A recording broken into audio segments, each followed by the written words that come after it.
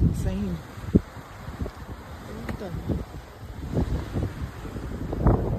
Suddenly showed up. Man, I'll tell ya, sure feels good to be a native Albertan today. I was just built different. We were training on how to drive like this on our quads when we were 3 years old. Did you see that one? Yeah.